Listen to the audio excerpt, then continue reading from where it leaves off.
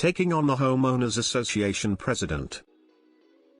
This happened when my wife and I first got married. My grandfather had passed just a couple months before and left me a very sizable inheritance with a note to make sure I use it smartly to start a good life for my wife and I. My father-in-law owns a real estate company that buys foreclosed houses and rehabs them, and he knew of a great starter home for my wife and I and agreed to pay to have it rehabbed with the understanding that we would pay him back when we were better established or after 2 years when we sold the house. So, we bought the house and it took about 90 days to rehab it before we moved in. This is an important fact later on. So, we finally move into our house, and had been there about 2 weeks when someone came and knocked on our door stating that they were the Homeowners Association, HOA, president, and asked for my landlord's contact information. I explained that we didn't rent the home and that we were the owners, and then they followed that up by asking to speak with my parents. I reiterated again that I was the homeowner and asked them what they wanted.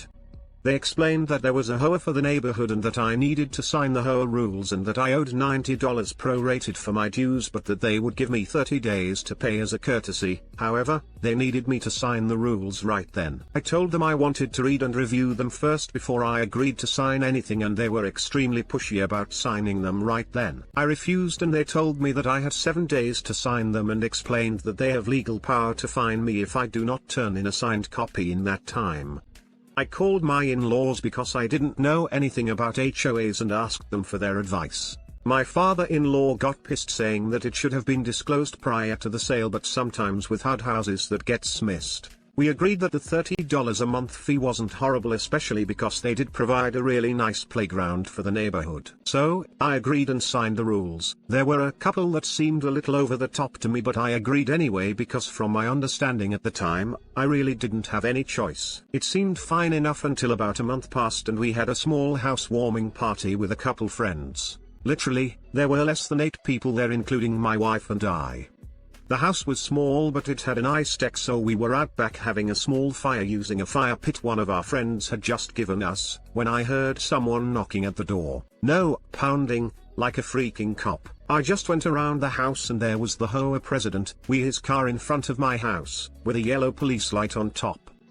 Yes, I'm serious.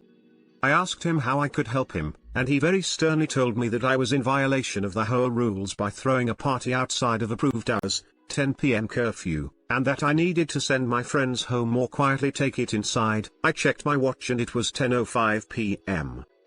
I was amazed. But we took it inside regardless. The next day, the very next day, I had a letter from the HOA stating that it was my official warning for violation of the HOA rules by throwing a, and I quote, wild bonfire that was a safety hazard while drinking. I literally hadn't drank at all. Whatever, I brushed it off and figured it was no big deal. Flash forward 6 to 9 months. We were hosting a teen group devotional for our church one afternoon and we were playing a game of football in the street. We lived on a connecting street that got virtually no traffic, and only had 2 houses on it, ours and the family across from us, whose kids were also playing in the game.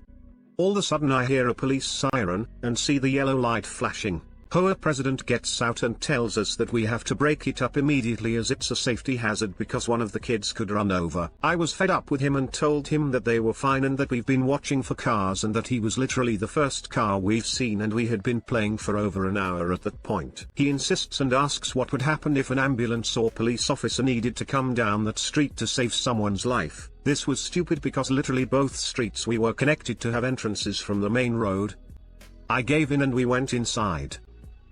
Next day, I get a letter explaining that I was being fined $60, the maximum fine allowed for a first offense, and that if I wanted to protest it, I could attend the next HOA meeting. I decide that I want to protest the fine but noticed that the fine was due in 30 days and the next HOA meeting wasn't for 35 days. I opted not to pay until after the hearing and wrote a letter back to the HOA president stating as such. I go to the meeting and it's literally myself, the HOA president, the HOA secretary, president's wife, vice president, president's neighbor, and treasurer, vice president's wife. My protest was immediately overruled, and I was also charged a $30 late fee for not paying on time, despite notifying him.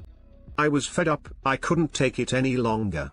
but realized I really didn't have any recourse. About 4 to 5 months later, we gave birth to our first child, and about a month after that I was driving home one night. I was working a second job in retail at the time, and my buddy in the military called me. He had been deployed when my daughter was born and was calling to congratulate me. When I got home, I didn't want to risk waking up my sleeping newborn daughter, so I just sat in my car with the engine running as it was a little chilly outside. I sat there for about half an hour when I heard the police siren, and saw the yellow lights. Now keep in mind, police sirens aren't quiet, and this was right in front of my house. His stupid yellow light was flashing everywhere, including into my daughter's bedroom. I got out of the car, and rather rudely told him to turn off the light as to not wake my daughter. He explained that I looked suspicious sitting in my car with it running outside of my house. I explained the situation, and he told me I had to go inside and that my history of being a troublemaker wouldn't grant me any leniency. I basically told him where I thought he could go and proceeded to sit on the hood of my car. He sat there for another 15 minutes telling me I needed to go in, and at one point touched my shoulder. I explained to him that if he touched me again, I would take it as a sign of aggression and defend myself, which he responded by getting in his car and leaving. He circled the block about 4 times the next 30 minutes, which was when I got too cold to stay out and finally went inside. Next day, I get a hand-delivered letter from him and the vice president, and he also asks me to step outside to talk about last night's incident.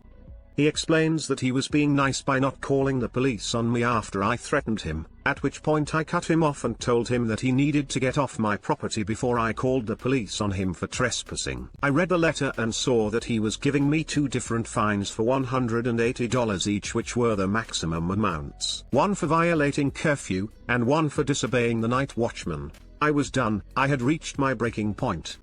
This is where the revenge comes in. I start looking into HOA laws and regulations regarding fines and how to protest them, because I felt like this was clearly abuse. I find that the law states that you must be notified of an HOA 10 days prior to closing on a house and must be served with the HOA rules within 45 days of purchase, or you are not subject to being forced to participate in the HOA. I remember that we weren't served until after we moved in, which was close to 90 days after we closed. So I called my real estate agent, who is a very close family friend. My in-laws have bought literally thousands of houses from her over the past 35 years, and asked if she had the paperwork still, and she said she can get me a copy. I looked, and it was over 90 days after purchase that we were notified, and there was no disclosure statement at closing. Relator says she must have misplaced it because it's required by law to be provided prior to the sale, and basically that she wouldn't miss something like that because it comes to her when they do a title inspect on the house whether or not there is a registered HOA. She does a little digging and calls me back 2 days later and says that my neighborhood doesn't have an HOA registered with the city or county, which is required.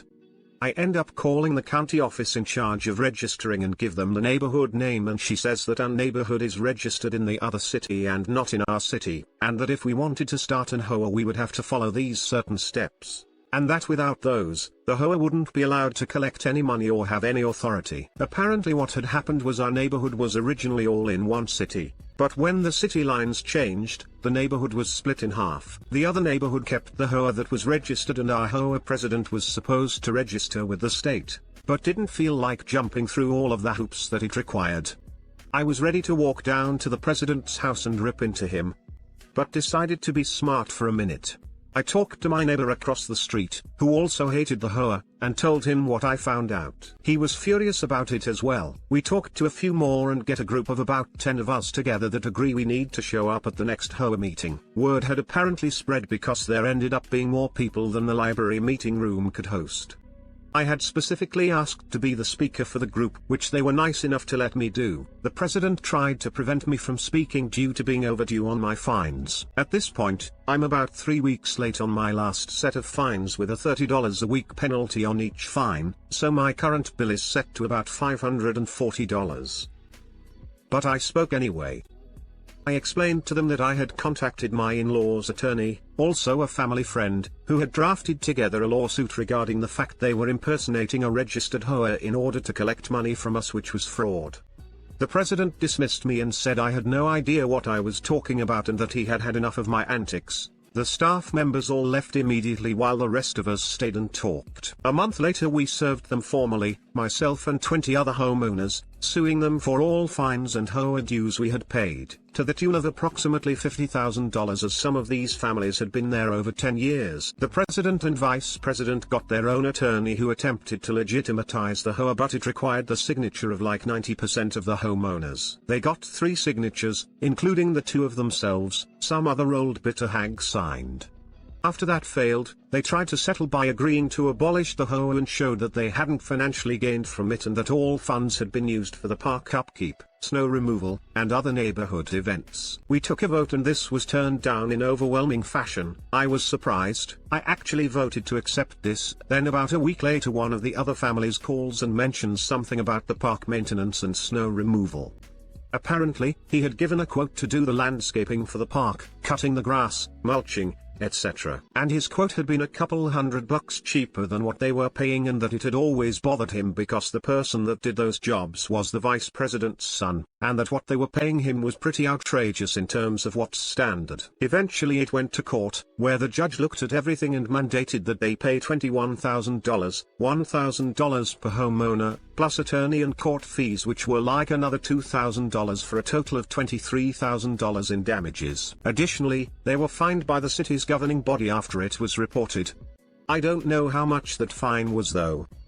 We ended up selling the house that following summer, but I talked to a couple friends that still lived there about a year after it, and they said that the president and vice president both sold their houses and moved away because they were pretty much hated by everyone in the neighborhood, and that they had an informal HOA that people donated to for upkeep of the park.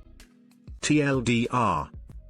Cranky old man makes up a fake HOA to put himself on a power trip, but never took the time to register it after the city lines were changed. I end up suing him along with 20 other homeowners for fraud.